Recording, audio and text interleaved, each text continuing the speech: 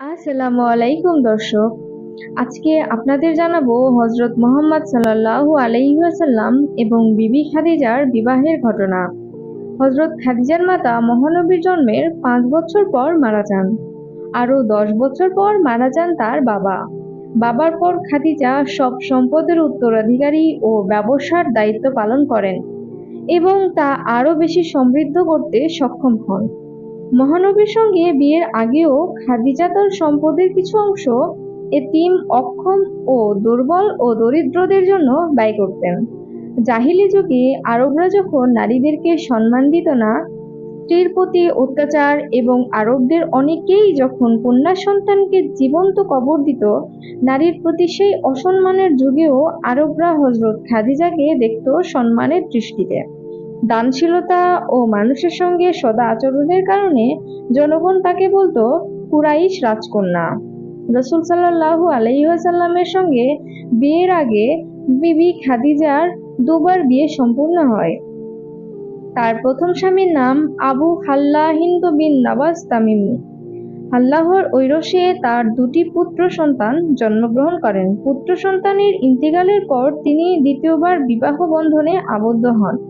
কিছুদিনের মধ্যে তার দ্বিতীয় স্বামীও মারা যান আর রেখে যান অগাধ ধন সম্পদ।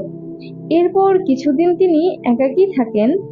তখনকার সময়ে মুহাম্মদ সাল্লাল্লাহু আলাইহি ওয়াসাল্লাম কেবল যৌবনে পদার্পণ করেছেন।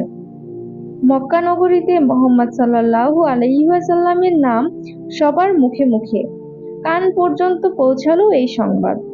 তিনি মুহাম্মদ সাল্লাল্লাহু আলাইহি ওয়াসাল্লামের কাছে লোক মারফত খবর পাঠালেন তার ব্যবসা দেখভালের জন্য। খাদিজা এটাও শর্ত করলেন যে তাকে অন্যদের থেকে বেশি পারিশ্রমিক দিবেন। মুহাম্মদ সাল্লাল্লাহু আলাইহি ওয়াসাল্লাম তার আবেদন গ্রহণ করলেন। খাদিজার পণ্য নিয়ে তিনি সফর করলেন শামে। এই কয়েকদিনেই খাদিজা বুঝে গিয়েছিলেন যে মুহাম্মদ অন্যান্য কুরাইশ যুবকদের মতো নয়। এ সময় তিনি বিবাহের প্রস্তাব পাঠাতে মনস্থ করলেন। ইতোমধ্যে একদিন খাদিজা মুহাম্মদ সাল্লাল্লাহু আলাইহি ওয়াসাল্লামের কাছে নিজের দাসী নাফিসা বিনতে মুনাবিহ এর মাধ্যমে হুজুরে সাল্লাল্লাহু আলাইহি ওয়াসাল্লামের নিকট সরাসরি বিয়ের প্রস্তাব পাঠালেন। তিনি মুহাম্মদ সাল্লাল্লাহু আলাইহি ওয়াসাল্লামকে বললেন, মুহাম্মদ, আপনি বিবাহ করবেন না? তিনি বললেন, বিবাহ করার সামর্থ্য নেই আমার। লোকটি বলল, যদি সেসবের প্রয়োজন না হয় আর আপনাকে একজন সুন্দরী অভিজাত ধন্যাঢ্য নারীর প্রস্তাব করা হয়, তাহলে কি আপনি তা কবুল করবেন? মুহাম্মদ সাল্লাল্লাহু আলাইহি ওয়াসাল্লাম বলল, আমি কবুল করব। এখন বলো, সে নারী কে? আবার লোকটি বলল, তিনি হলেন খুয়াইলিদের কন্যা খাদিজা। মুহাম্মদ সাল্লাল্লাহু আলাইহি ওয়াসাল্লাম বলল, এটা কি করে সম্ভব? তিনি অনেক সম্পদশালী। এভাবে বিবাহের শুভক্ষণ চলে আসলো। পবিত্র হৃদয় খাদিজাকে দোজাহানের বাদশাহ বিবাহ করলেন। বিবাহের সময় খাদিজার বয়স ছিল 40 আর মুহাম্মদ সাল্লাল্লাহু আলাইহি ওয়াসাল্লামের বয়স ছিল 25। খাদিজা সম্পদহীন রাসূল সাল্লাল্লাহু আলাইহি ওয়াসাল্লামকে বিয়ে করায় অনেকেই তাকে তুচ্ছ তাচ্ছিল্য করেছে। কুরাইশ বংশের একদল অহংকারী ও নিন্দুক মহিলা খাদিজার কটাক্ষ করে বলে, তোমার এত অভিজাত্য ও সম্পদের অধিকারী হবার পরও কেন দরিদ্র এক যুবককে বিয়ে করলে?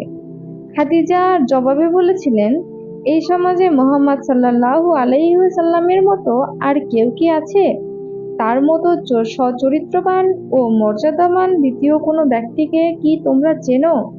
আমি তার সৎ গুণাবলীর কারণেই বিয়ে করেছি।